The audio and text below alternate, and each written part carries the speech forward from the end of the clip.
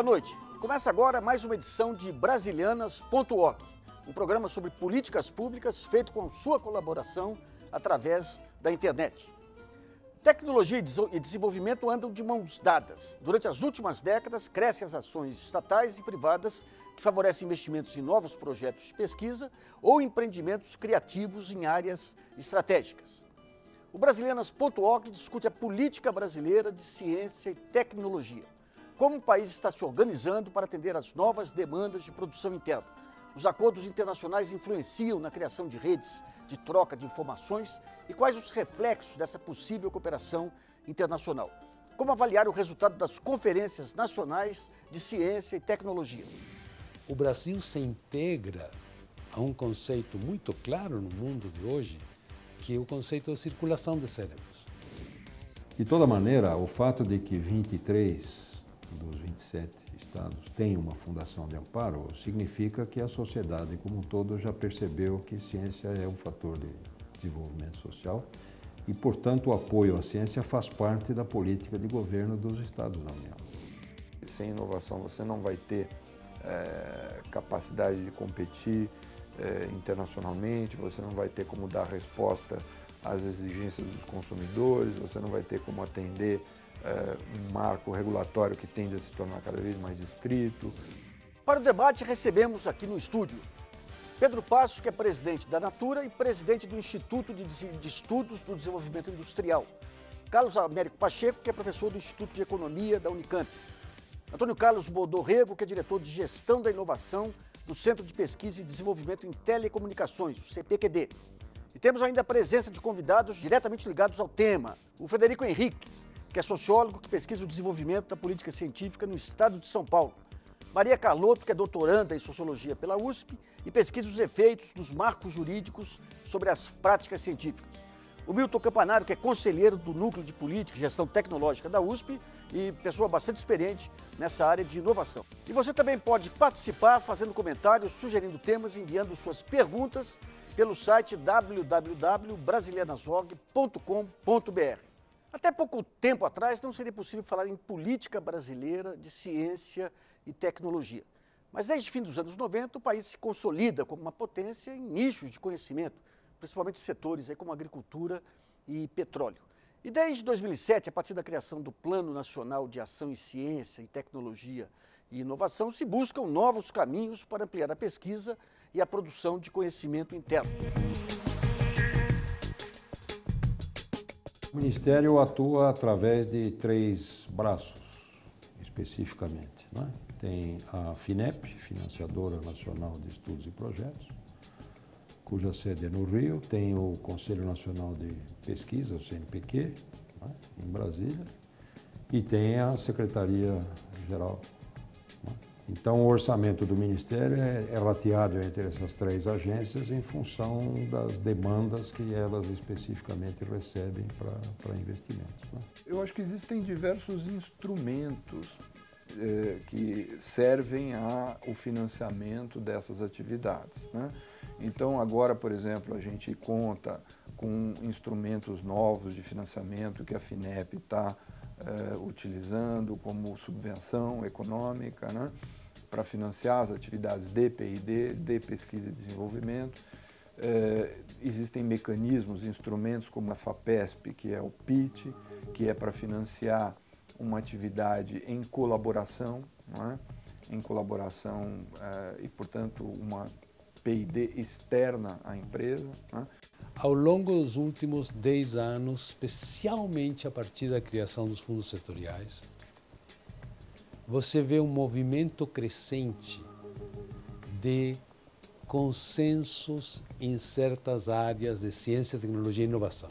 O fundo setorial nasce sempre associado com uma atividade econômica. O fundo setorial tem uma outra vertente de nascimento, que é uma compensação para o Brasil pelo dinheiro que o Brasil investe pagando por desenvolvimento tecnológico feito fora. Isto é uma percentagem qualquer que o governo brasileiro capta para empresas que têm que pagar para o exterior o que tem que pagar por royalties, invenções ou qualquer coisa de desenvolvimento tecnológico feito fora do Brasil.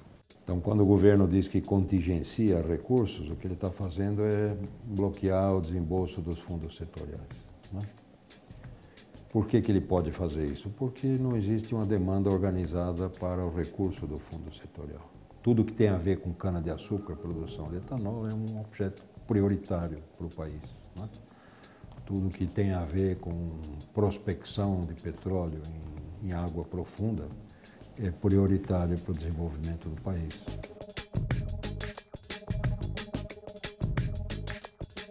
Na verdade, esse movimento pela inovação é recente. Nós tivemos a FINEP aí décadas atrás, ligada ao BNDES, onde já se via a importância da inovação.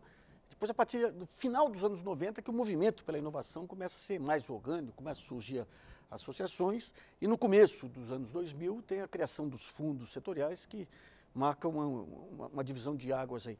Eu queria ver com o Carlos Américo Pacheco, que é um dos formuladores aí dos fundos setoriais, que fizesse uma avaliação rápida aí dessas ferramentas que nós temos hoje aí e quais as evoluções que precisam ser feitas para adaptar o país aos novos tempos. Bom, eu acho que a criação dos fundos foi um instrumento importante. Eu acho que tem duas coisas que vieram junto com os fundos, que é fazer um aprimoramento da legislação de incentivo às empresas. Eu acho que isso foi um aspecto importante. E o outro aprimoramento foi a lei de inovação, que é um instrumento para melhorar a cooperação entre atividade de pesquisa pública e empresa. Eu acho que o marco regulatório brasileiro melhorou muito, a legislação melhorou muito. Ela ainda é precária para o que o Brasil precisa. Os incentivos que a gente concede às empresas são baixos em padrão internacional. A lei de inovação, ela teve muita discussão sobre cooperação, mas ainda é um tema difícil. Então, eu acho que nós demos um primeiro passo. Eu acho que está faltando a versão 2.0 do nosso instrumental de inovação, porque eu acho que foi um avanço grande. Eu acho assim, no meu entendimento, a melhor coisa que nós temos hoje sobre inovação é o fato de que temos um consenso entre o setor público, privado, empresas, governo, academia, de que inovação é importante. Esse consenso, eu acho que é resultado disso tudo. Eu me lembro, no seminário que nós fizemos na Unicamp, os franceses que estavam discutindo a lei de inovação francesa, que a maior consequência da lei de inovação francesa não foi ter melhorado a inovação na França, foi ter discutido mais sobre inovação. Eu acho que no Brasil nós estamos assim. Acho que avançamos muito, a discussão é importante, há consenso sobre isso, mas um instrumental mesmo, eu acho que precisaria de uma versão 2.0. Eu queria ver com o Pedro Passos, que é da Natura, que além de ser uma empresa inovadora, é uma empresa que está se internacionalizando. Como que a Natura, quais são os instrumentos aí de incentivo que objetivamente beneficiam as pesquisas nas empresas? Bom, como o doutor Pacheco falou, é importante dizer que houve um progresso enorme nos incentivos à inovação nas empresas. Hoje nós temos vários mecanismos, BNDES, FINEP, Ministério de Ciência e Tecnologia em geral. Acho que hoje temos uma quantidade razoável de recursos, aquém possivelmente das necessidades do país para inovar.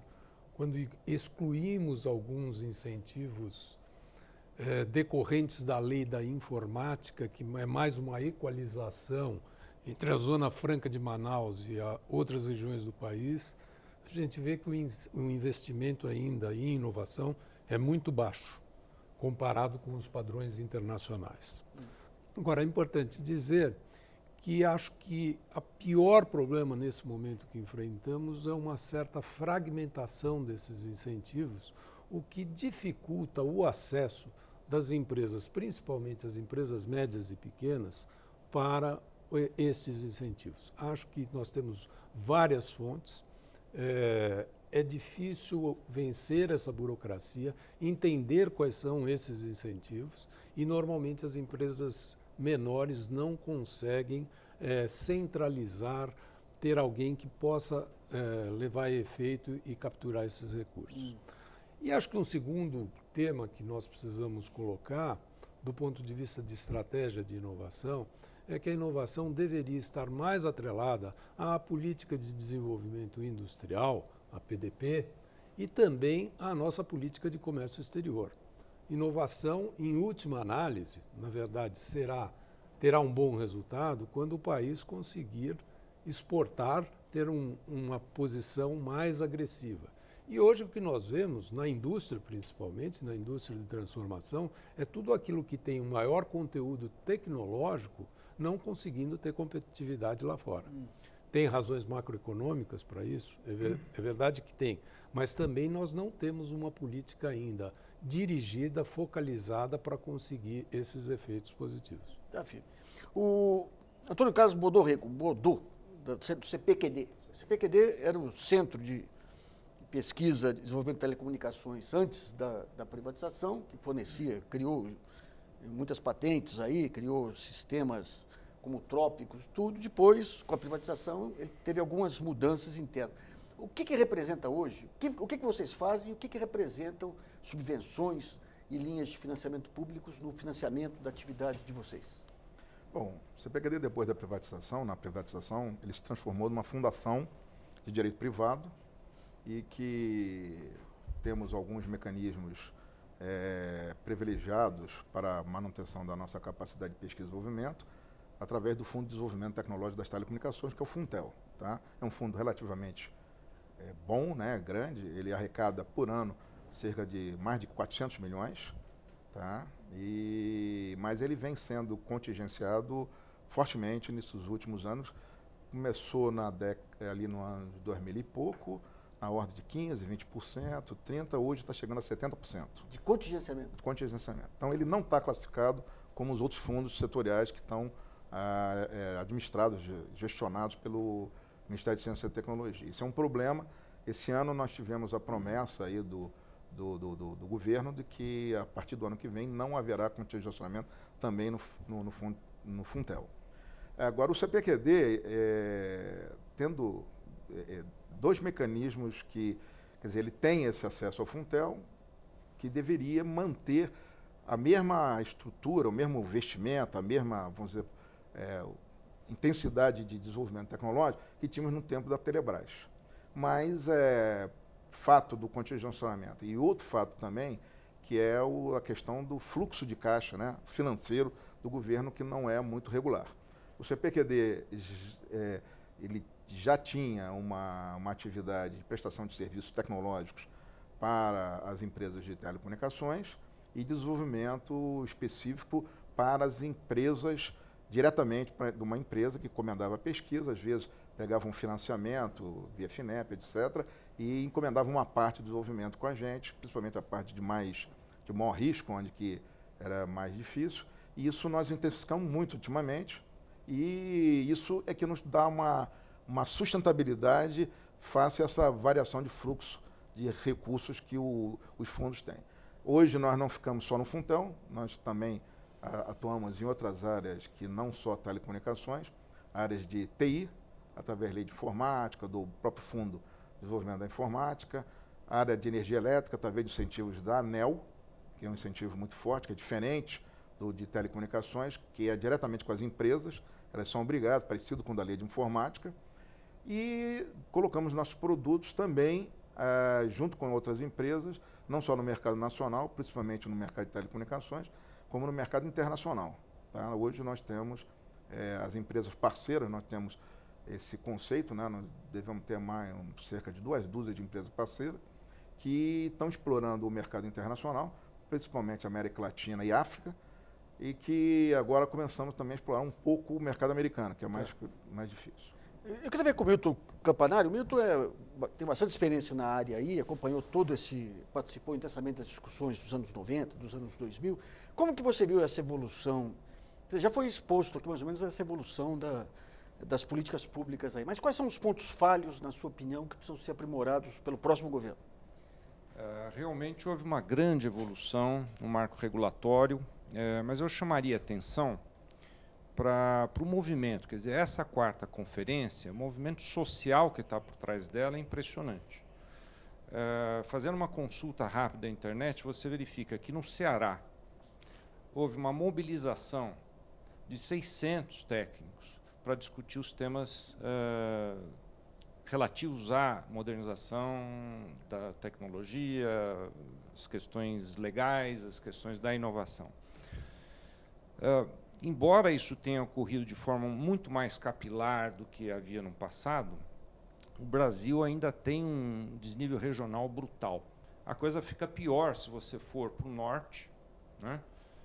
O centro-oeste é ruim, o nordeste melhorou muito, tem alguns pontos de excelência, mas a questão regional eu acho que é uma questão que chama atenção, né, no Brasil hoje.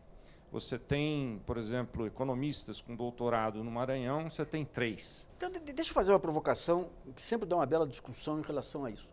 Quando você pega os centros de pesquisa aqui em São Paulo, Belo Horizonte, Rio de Janeiro, eles falam o seguinte: não pode diluir o recurso, tem que ser onde tem massa crítica de pesquisadores. E, por outro lado, quando você pega as políticas públicas, você fala, não, mas eu tenho que levar também, pensar o Brasil de uma forma federativa e distribuir recursos em outras áreas. Qual que é o meio? Tem um meio termo aqui ou você tem que, em algumas áreas, concentrar recurso onde há excelência, efetivamente? Eu acho que tem que haver prioridades. Não é possível, por exemplo, que o Nordeste não tenha um laboratório em São Paulo de metrologia na área de recursos hídricos.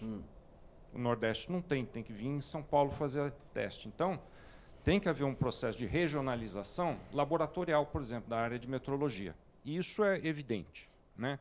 Na área de saúde pública é outra área que é evidente. Agora, se você falar de projetos nucleares, por exemplo, o projeto de Peró tem que ser em São Paulo, Rio, enfim, nos centros onde você tem... Mas esse planejamento existe ou ainda não? Eu creio, existe, foi citado as 3 instituições do Ministério, mas eu diria que a CAPES hoje tem uma função primordial nesse sistema. O que é a CAPES? A CAPES é a Coordenadoria de Aperfeiçoamento de Pessoal de Ensino Superior, é uma fundação que cuida dos mestrados e doutorados do Brasil, né?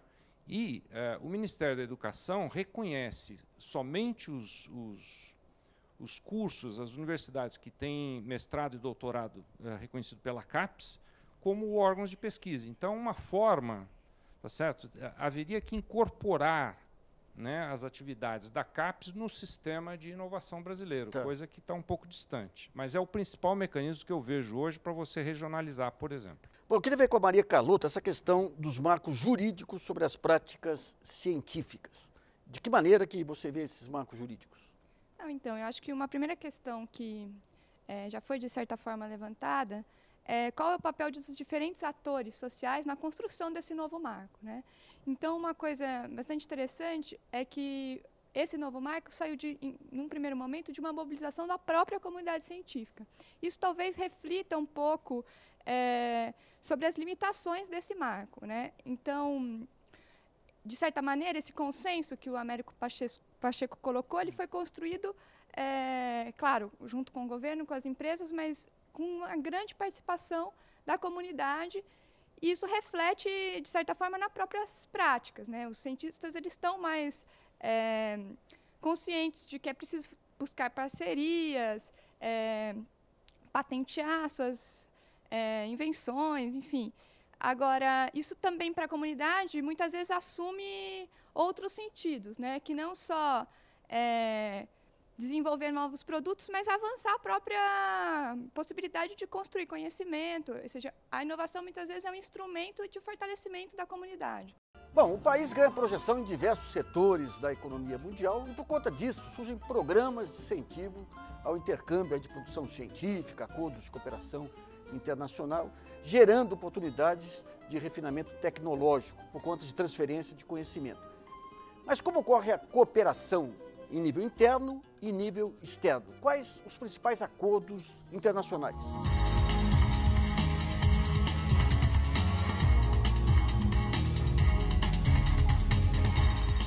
O Brasil hoje tem acordos a nível federal, com a China, por exemplo. Tem acordos a nível estadual, São Paulo é um exemplo. Tem acordos a nível municipal. Tem acordos a nível de universidades individuais. O que caracteriza esse movimento de colaboração internacional do Brasil é a consciência da necessidade, da diversidade dos acordos. A cooperação internacional que existe, ela ocorre tanto a nível de agências, então existem convênios internacionais feitos, por exemplo, entre a CAPES e universidades estrangeiras, entre o CNPq e instituições estrangeiras, a nível estadual, entre as FAPs e instituições estrangeiras, e entre pesquisadores nacionais. Tem de tudo. Geralmente, o sócio brasileiro, vamos dizer assim, não é o investigador principal. Mais importante do que isso, eu diria que é você estabelecer um certo equilíbrio em relação a corrigir uma assimetria muito forte que existia, no sentido de que a gente manda as pessoas para fazer um estágio no exterior, em qualquer que seja a atividade, para fazer um doutorado, um pós-doutorado, ou o que seja, e a gente recebe muito pouco, muito menos pesquisadores estrangeiros para fazer o mesmo aqui no Brasil.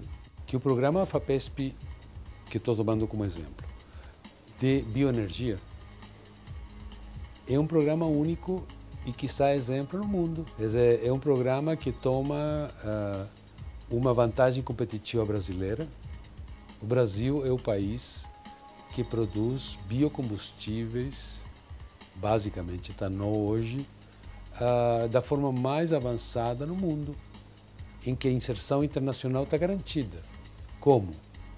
Nós mandamos gente para fora, mas, sobretudo, nós estamos pedindo e abrindo as portas para que a gente de fora venha estudar aqui dentro conosco.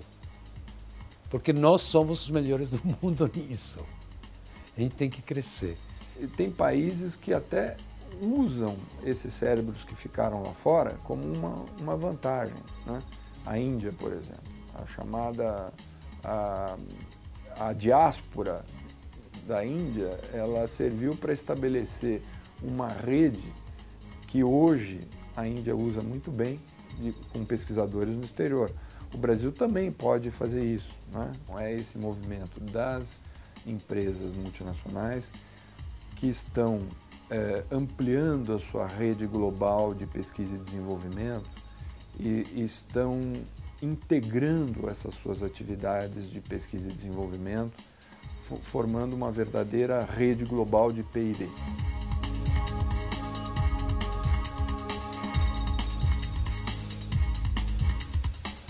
Bom, um dos grandes avanços que ocorreu no Brasil nas últimas décadas, em parte pela formação, pelo crescimento da sociedade civil, em parte pelas ferramentas da internet, essa questão do trabalho em rede, da colaboração em todos os níveis. Aquele individualismo exacerbado que fez parte da ideologia dos anos 90, por baixo você tinha toda a construção de uma nova cultura de colaboração, mas da qual a ciência sempre fez parte. A ciência, essa troca de informações, sempre fez parte do mundo científico. Eu queria ver com o Frederico Henrique, que pesquisa o desenvolvimento da política científica no estado de São Paulo, como que ocorre esse tipo de colaboração internacional, nacional, o que o país tem a ganhar com essas trocas, o que tem a oferecer e principalmente o que tem a receber? Eu acho que é um tema muito importante, em especial na parte de políticas públicas, porque a partir da década de 90, apesar da comunidade de pesquisadores já ser bem internacionalizada, diferente do empresariado, que tinha um mercado mais fechado, passa a receber influência também de programas também de políticas públicas, na verdade, para ser implementados aqui no Brasil. Eu queria citar um exemplo, Nassif, que é, por exemplo, o PIP. O PIP na FAPESP, que é o Programa em Parceria de Inovação na Pequena Empresa, que faz uma subvenção à pequena empresa para incentivar a inovação, ele é baseado exatamente, lógico, com algumas modificações, mas no SBIR, que é um programa similar nos Estados Unidos, através dessa influência internacional também. Então, não só, por exemplo, um outro projeto importante, que é meio a nossa Copa do Mundo, né, foi o Genoma na ciência, que deu uma repercussão muito grande internacional. Teve pessoas importantes como o Reinach, como o Pérez, que articularam aqui, mas teve também, para fazer todo esse arranjo diferenciado, mas teve a influência de professores como o Steve Oliver, da Inglaterra, ou professores como o Simpson, que é do Instituto Ludwig, que também ajudou a articular e construir essa nova forma de construir de rede, para construir pesquisa e formar pessoas. Eu acho que se dá não só na maneira como se faz a pesquisa, mas também, de uma certa maneira, pegando experiências também na construção de políticas públicas, que eu acho que é importante salientar, porque muitas vezes a gente fica apenas nessa parte da realização da pesquisa, mas acho também das ideias de gestão de políticas públicas também acho que é um fator importante. Bom, um ponto importante é que, quando se fala em inovação no âmbito das empresas, não basta simplesmente se ter a ideia da inovação e comprar algum pacote ou contratar alguns cientistas. Exige a criação de um conjunto de redes aí em todas as áreas. A Natura é um caso clássico no Brasil, que essa rede passa, inclusive, pela organização dessas comunidades na Amazônia e tudo. E depois, na questão da tecnologia, na criação de ferramentas de gestão também. E com a internacionalização, Pedro Paz, eu queria que você desse um quadro geral de como que é hoje essa estrutura de inovação da Natura. Se vocês pegam parcerias com brasileiros no exterior ou com institutos no exterior, se as bases que vocês têm em outros países já permitem esse intercâmbio de inovação, como que é feita essa gestão?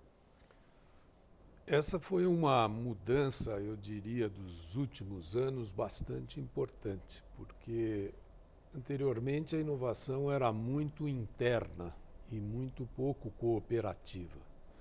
E acho que nós desenvolvemos, através da experiência aqui, ao eleger a biodiversidade brasileira como uma plataforma de pesquisas, uma nova forma de inovar, buscando desde o conhecimento tradicional nas comunidades, né, e também o uso de uma rede externa para determinadas competências. Eu não acredito que haja inovação efetiva se não passar por algumas competências fora também do país. Nós não vamos fazer inovação toda internamente ao país. Nós vamos precisar contar com as parcerias externas. No nosso caso,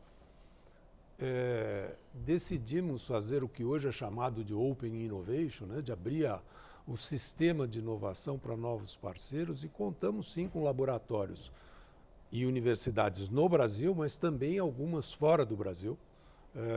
Na França, por exemplo, a nossa unidade na França, que é uma unidade de mercado, de negócios, mas também temos lá um laboratório para determinados tipos de competências específicas. Então, a gente tem usado muito a rede internacional e a rede local. Acho que a primeira cooperação que a gente deveria ter é no Brasil, porque ainda existe uma certa dificuldade de aproximação entre academia e empresa, né? Nós falamos muito aqui de desenvolvimento de ciência, desenvolvimento de pesquisa, mas falamos pouco de produtos e inovação no mercado, né? Então, eu acho que esse é um conceito que a gente ainda precisa aprimorar, e a cooperação aqui no Brasil ainda não é uma cooperação fértil. Acho que a gente tem bastante ainda a caminhar.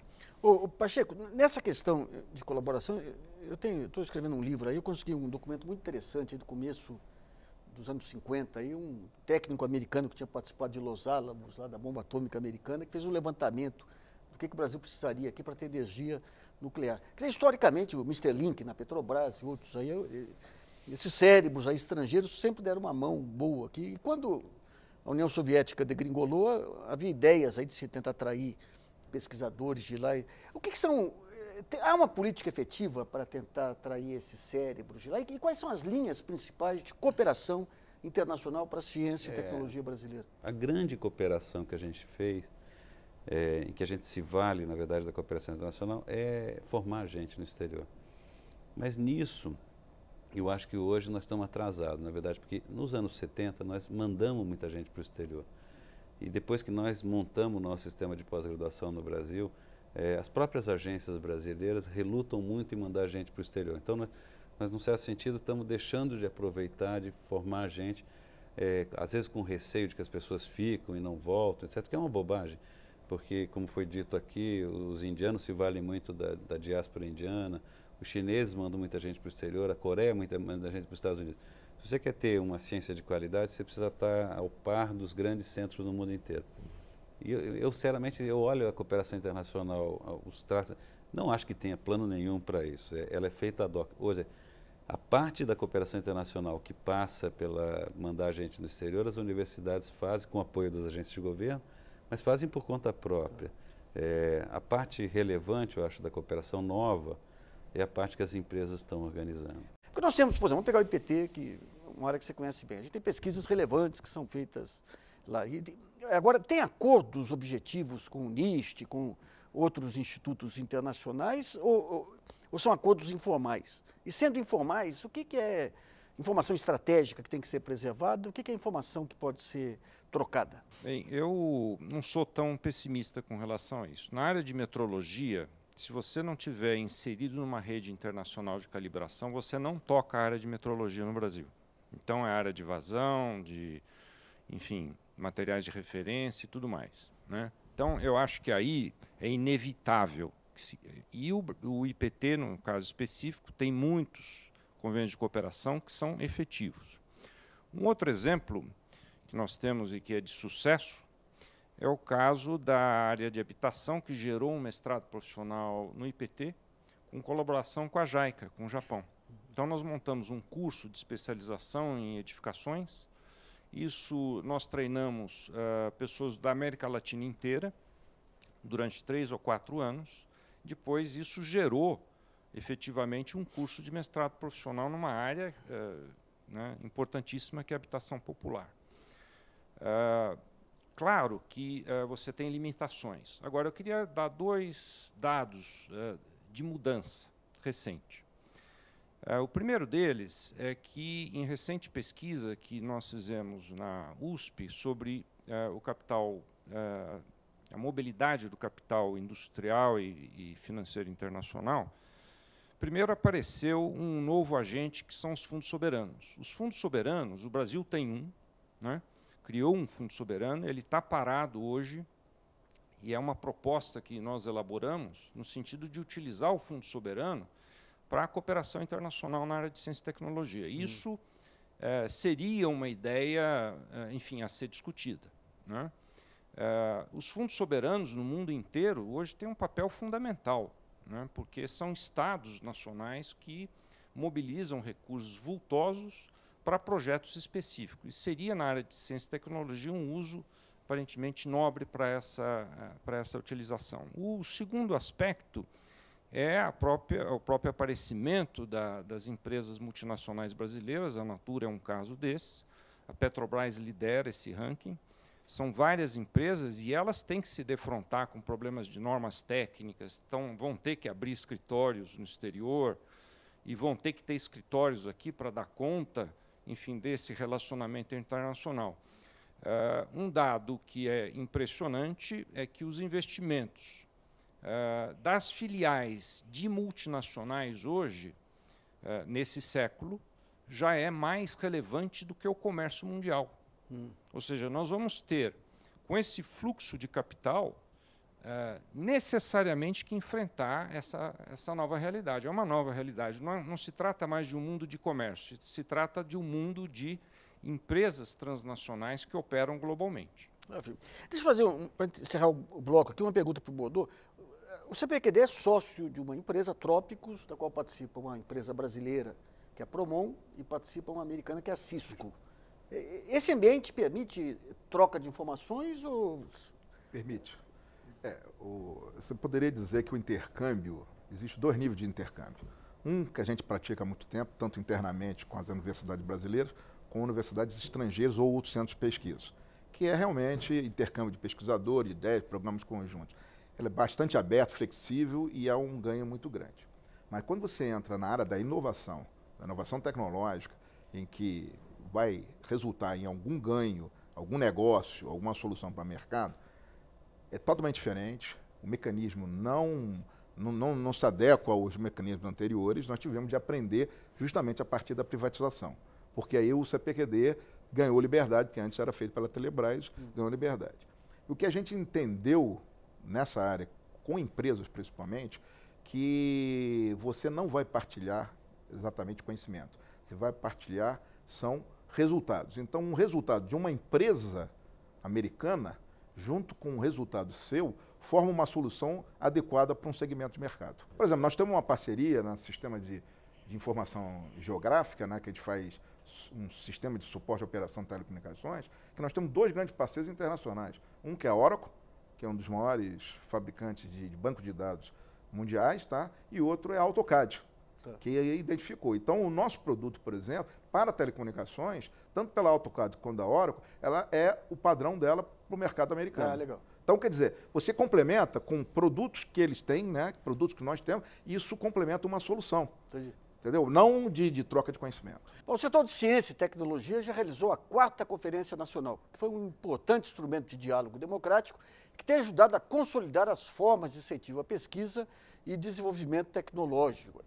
Quais os resultados obtidos até agora? Quais as perspectivas futuras para esse desenvolvimento tecnológico e produtivo no país?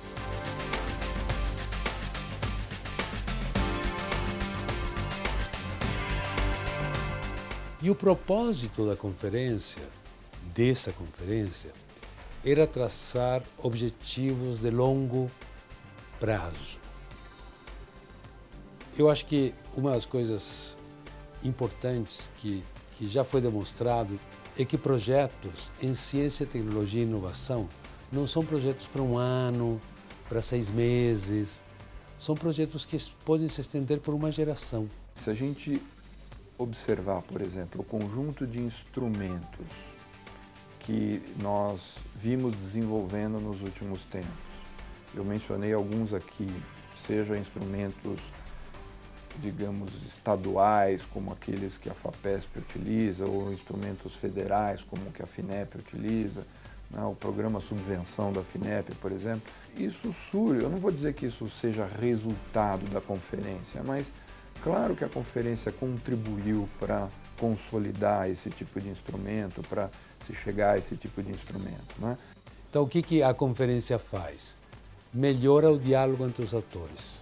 Melhora o diálogo entre os atores acadêmicos, com os atores empresariais, com os outros atores sociais, melhora o diálogo entre o investimento na saúde com o investimento na empresa, melhora o diálogo entre a necessidade de diminuir imposto para aumentar o investimento em tecnologia. Por que é possível essa ideia de se dar dinheiro público para uma empresa privada fazer atividades de inovação, fazer atividade de pesquisa e desenvolvimento, etc., isso é entendido como algo defensável e é incorporado até como um dado básico da política, sem nenhum problema. E isso é inscrito numa lei também, não é? Há legislação que regulamenta e tudo mais. É exatamente porque esse diálogo evoluiu.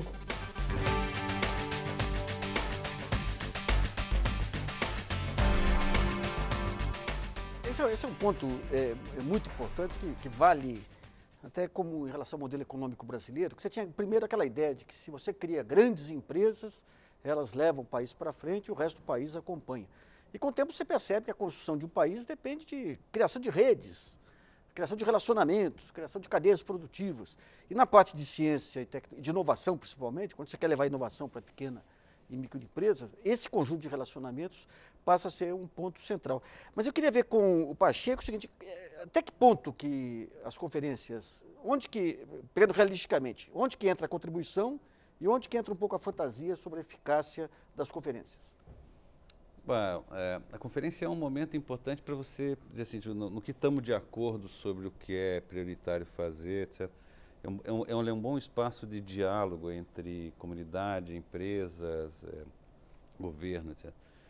E é um bom momento para você entender grandes desafios para o futuro. Eu queria dizer o seguinte, essa conferência, eu acho que é evidente o seguinte, às vezes a gente com essa ideia de que nós estamos melhorando, a gente se esquece do tamanho do desafio que nós temos para o futuro. Eu acho que nós temos desafios, eu digo assim, tem 3 grandes desafios sobre o tema inovação. Que é crítico, que é a questão de formação de recursos humanos. A nossa área educacional é um desastre significativo, seja na qualidade do ensino no ensino fundamental, seja na não universalização do ensino médio. Os nossos indicadores sobre ensino universitário são os piores do mundo. Assim, 8% da população brasileira, mais ou menos, frequentou universidade. Em qualquer dos 50 países do ranking da OCDE, nós estamos em último lugar. Aí quando você pega o perfil do que nós formamos, seja na graduação, seja no mestrado, doutorado, você vai olhar que é um perfil inadequado para fazer inovação. Porque assim, enquanto a China forma 39% dos seus graduados em ciência e engenharia, nós formamos 10%. Então, assim, não quer dizer que a gente tenha que copiar o que a China faz, que não vai dar certo, tá certo? Nós não temos uma cultura asiática, da Coreia, da China, do Japão. Mas, assim, a nossa formação de recursos humanos é desastrosa. Ela melhorou nos últimos anos? Melhorou. Nós colocamos todas as crianças na escola, no ensino fundamental, melhoramos a cobertura do médio, tem um problema enorme de qualidade. Estamos expandindo o ensino superior, mas a um ritmo que é baixo para o país. Então, a educação é um problema grave. Assim. O segundo grande problema que eu acho que a conferência tocou e é consenso, assim, é inovação é um tema empresarial.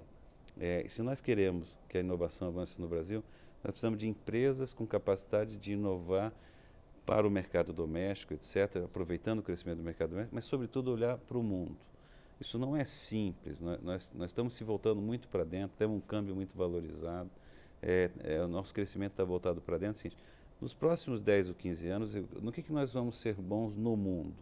Além de exploração de petróleo em água profunda, além de alguns nichos que nós somos competitivos, na aeronáutica, assim, o que nós vamos fazer? Nós vamos exportar commodities, e o que nós vamos exportar para o mundo?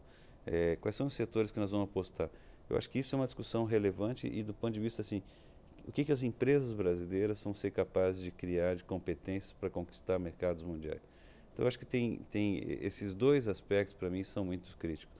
Eu acho que nós precisamos, tem um terceiro ponto que a conferência tocou. A conferência teve muito vinculado ao tema da sustentabilidade. Esse é um tema importante que eu acho que precisava explorar mais no Brasil, então, inovação e sustentabilidade. Vamos explorar, então, com o Pedro Passos, da Natura. Eu pude participar dessa conferência e creio que ela foi muito relevante para trazer para a agenda de ciência e tecnologia o tema da sustentabilidade. O Brasil tem um diferencial, uma vantagem em relação a outros países enorme. Tem um ponto de partida já construído para a economia do baixo carbono, que é o que se apresenta aí nesses novos anos pela frente. Haja vista aí o recente desastre na Flórida e os problemas de mudança climática que vamos enfrentar. E o Brasil tem uma vantagem comparativa enorme. E acho que a conferência serviu para trazer esse tema de forma relevante, introduziu na agenda central, e acho que hoje me parece que naquele meio ali já existe muito consenso de que esta é uma atividade que o Brasil vai ter que priorizar, né? A conferência também serve para eleger prioridades de atuação. Ela talvez não detalhe um plano, mas traz essa prioridade. E o caso da sustentabilidade ficou evidente que é uma grande oportunidade para o país. Então, eu acho que ela tem um papel relevante, coloca todos os atores juntos e discute os temas centrais, como o Pacheco colocou. Bom, em geral, as pesquisas elas são muito compartimentalizadas aí. Milton, a conferência aqui, por exemplo, em relação a São Paulo, que tem uma massa crítica maior aí de pesquisadores e tudo, a conferência serviu para estabelecer essa coesão, essa troca de informações? Como é que você viu? Eu também tive a oportunidade de participar e acho que se você comparar essa conferência com a primeira de 2001, é uma diferença brutal em termos de qualidade, de participação e de mobilização. Eu acho que o que está por trás disso tudo, além do que foi colocado anteriormente, é a questão dessa mobilização mesmo. Quer dizer, você sentar junto com o empresário, verificar que inovação não é uma questão da universidade, nem do Instituto de Pesquisa, inovação é uma questão empresarial, uma questão de você tornar objeto de mercado o conhecimento, né? Isso tudo foi um grande avanço. Você vê nos vários relatórios, você tem questões jurídicas sendo discutidas, né? Vários textos jurídicos sobre a Lei 8666, por exemplo, que é uma grande discussão da conferência. Você tem lá relatos de como a legislação de compras do governo inibe você importar equipamentos para a Universidade de São Paulo, por exemplo, né? Mas isso tem sido uma constante em todas as discussões que nós fazemos sobre inovação. Eu diria, se me permite, o Pacheco, acrescentar mais uma questão, que eu acho a questão fundamental disso tudo, que é a desburocratização da legislação e da própria lei de inovação. Quer dizer, você não pode criar mais mecanismos burocratizando as relações que levam ao conhecimento. Quer dizer, hoje, para você aprovar um projeto num núcleo de pesquisa da USP, eu preciso ter a aprovação do Conselho Universitário, quase isso, entendeu? Então, eu acho que precisa de liberdade, né, de tornar as empresas e os mecanismos hoje, eles são muito para fazer fundo, né? Isso é fundamental, mas foi uma fase. Hoje, o que nós temos que dar condição é condição de gerenciamento com maior liberdade, e isso veio à tona na conferência, principalmente em São Paulo. Nas outras regiões não vi tanto, mas em São Paulo a principal demanda era essa. Como eu acho que vocês dois colocaram, a conferência é um momento de colocar os atores em diálogo. A pergunta que eu gostaria de fazer para vocês é quais atores estão exatamente representados na conferência e qual é o peso desses atores, né? Porque a conferência de 2001 ela foi muito forte, ela realmente, como você mesmo colocou lá, tem um grande movimento, mas ele é em grande medida em grande medida da comunidade científica. E hoje, né? Qual é a participação dos outros setores, que não é só empresa e governo, mas também a sociedade, sobretudo se o tema é sustentabilidade? Eu acho que está mudando. Isso é um processo. Assim, quando nós fizemos a conferência em 2001, você tinha acabado de criar os fundos setoriais. Havia, antes da criação dos fundos, um ceticismo enorme na comunidade científica, inclusive em relação ao governo. Quer dizer, você vinha de ajustes fiscais, corte de recursos, etc. Num certo sentido, a conferência de 2001 foi um momento marcante porque significou um pouco essa mudança da política, etc. Mas você teve uma subrepresentação, muito concentrada a representação na comunidade acadêmica. Poucas empresas, a não ser alguns empresários convidados, etc. Isso vem mudando. Quanto mais relevante, quanto mais a sociedade toma consciência de que tecnologia, ciência e inovação é relevante para o futuro do Brasil, outros atores se agregam a isso, sejam setores, saúde, etc., defesa, etc., sejam empresas, etc. Ainda nós temos, assim, a nossa conferência ainda é muito acadêmica. Eu acho que isso é um ponto que, para o futuro, assim, todos sabem que ela precisa melhorar, nós precisamos mudar.